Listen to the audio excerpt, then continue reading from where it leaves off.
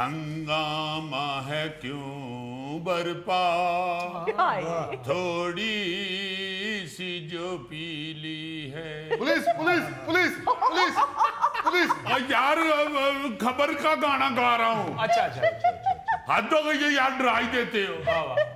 डाका तो नहीं डाला, डाका तो नहीं डाला, चोरी तो नहीं की है। लो एडा लम्मा तो गुलाम अली साहब ने भी नहीं किया की है। लो जी ਇਹਦੀ ਇਸ ਗਾਇਕੀ ਦੀ ਵਜ੍ਹਾ ਤੋਂ ਪ੍ਰੋਡਿਊਸਰ ਨੇ ਇਸ ਸੈਗਮੈਂਟ ਦਾ ਨਾਮ ਜਬਰਨਾਮਾ ਰੱਖਿਆ ਜੀ। नायरीन, आप चूंकि जानते हैं कि ये लोग मेरी गायकी से जेलस हैं और आप ये भी जानते हैं कि मुझे गायकी का शौक नहीं है। मैं तो खबर के अंदर जो गाना फिट हो रहा वो पेश कर देता हूँ। जब आप खबर सुनेंगे तो आप कहेंगे कि ये वेल डन। अच्छा, खबर ये है जी कि फ्रांस में जंगल के करीब से गुजरती हुई हाईवे पर नशे में धुत हिरणों ने हंगामा बर्पा कर दिया। फ्रांसीसी पुलिस ने नेशनल हाईवेज पर गाड़ी चलाने वाले ड्राइवरों को वार्निंग जारी की है कि नशेई हिरणों से मोहतात रहें। हिरणों ने जंगल से नशावर फल खा लिए हैं और अब वो नशे में सड़कों के ऊपर गोल गोल घूम रहे हैं।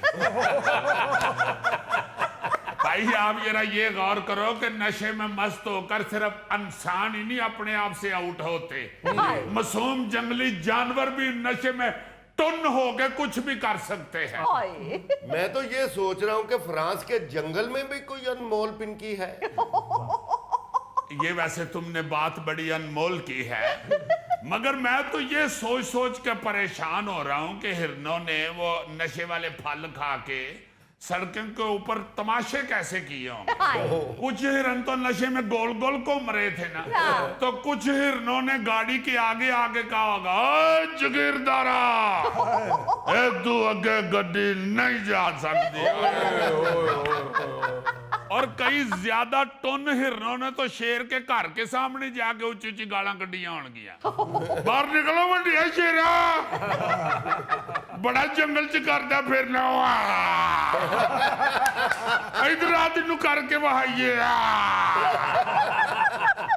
शेरनी उठ के दौड़ भी लान लगी होएगी हिरन नाल, मगर शेर ने क्या होना ना जा इसलिए मैं नशे च कुत्ता जिहा बंदा है। छड़ दे तेन इसलिए उन्होंने कोई लत्थी चढ़ी नहीं, तू औरत दा ते बहुत आराम रहे। आपे सवेरे गल कर लेंगे जो इहदा नशा लथे। मगर अजीजी बात सोचने की है कि हिरणों को कैसे नशा हो गया। गौरी साहब आप माशाल्लाह पढ़े लिखे भी नहीं हैं, मगर फिर भी आप दानिश्वर तो नहीं है। यार जेन पे जोर डालो, मैं शायद कुछ ना कुछ निकल ही आऊं।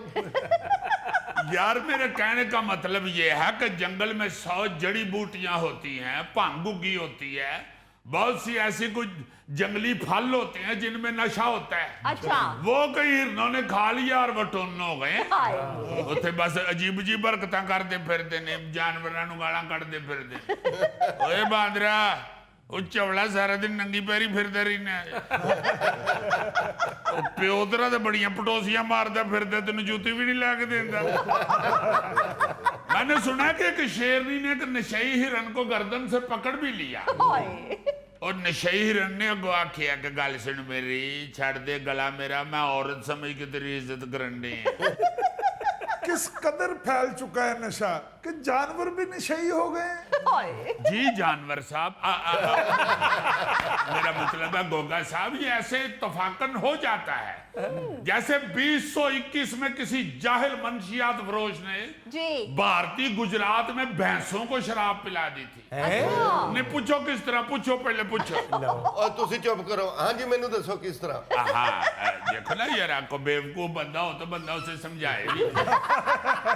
ये हुआ वाकया ऐसे इत्तफाकन गौरी साहब कि वहां पे ना जी एक डेरेदार बंदा था, उसने भैंसें से रखी हुई थी। अच्छा तो साथ वो देसी शराब भी निकालता था, यानी बनाता था। अच्छा लो जी पुलिस को अतला मिल गई कि ये बंदा शराब बना के बेचता है। अच्छा। एवं ने डेरा जिहा बनाया है, भैंसों भूसों का इसने एवं फ्रॉड किया हुआ है। अच्छा। लो जी उसकी दुकान पे छापा पड़ा। अब छापे से पहले उसे किसी ने इतला कर दी कि तेरे डेरे पे पुलिस आ रही है। उसने जो पूरा ड्राम निकाला हुआ था ना शराब का, उसके डेरे के अंदर एक छप्पड़ था, तालाब बना हुआ। अच्छा। उसने सारा ड्राम उस तालाब में उल्टा दिया। बहरहाल पुलिस फिर भी उसको पकड़ के ले गई, कोई एक अद्धी बोतल होर उन्होंने बरामद हो गई। जी जी। जी मुलाजमों ने उसके बाद भैंसों को खोला शोला, उनको पानी पूनी पिलाने के लिए जनाब तालाब में बांट दिया। जब रज के भैंसों ने पानी पी लिया, तो जब तालाब से वो बाहर निकली तो सारी भैंसें ही गब्बर सिंह बनी हुई थी। एक भैंस ने तो बाहर निकलते ही मुलायम से पूछा कितने आदमी थे। मुलायम ने अगो दसिया जी कि साडा तो इको ही सी, पुलिस वाले 6 सन। मालक 1 और पुलिस वाले 6। बहुत नाइंसाफी है, बहुत नाइंसाफी।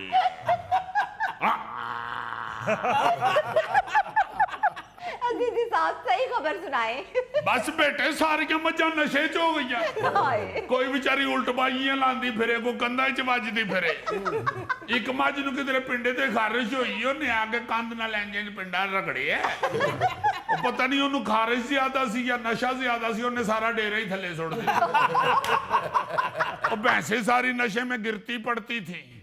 पास से एक जिम्मेदार ट्रैक्टर पर गुजरा है, उसने ट्रैक्टर पे अबरारुल हक की कैसेट लगाई हुई।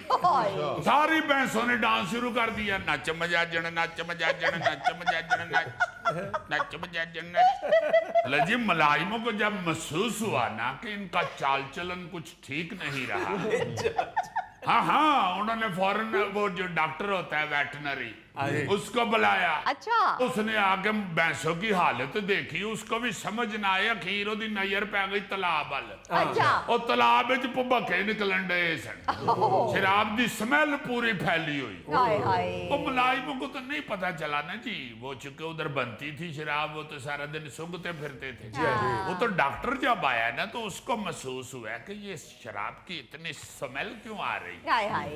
फिर उन्हें समझ आई है, उन्हें क्या गल सुन तलाश वाड़ियां सनी मझां, उन्हें क्या हो जी। कहता फिर मेरा पुत्र आप 3-4 घंटे इंतजार करो, या इन्हों अचार खुआओ, इन्हों का नशा लै जाएगा ना तो फिर इन्हों चोना तुहाडी मेहरबानी। वैसे मैंने पहली दफा सुना है कि भैंसें भी नशे में होती है। मुजफ्फर साहब सिर्फ भैंसे ही नहीं, 1-2 दफा आप भी मेरा मतलब है बांदर भी नशे में हुए हैं।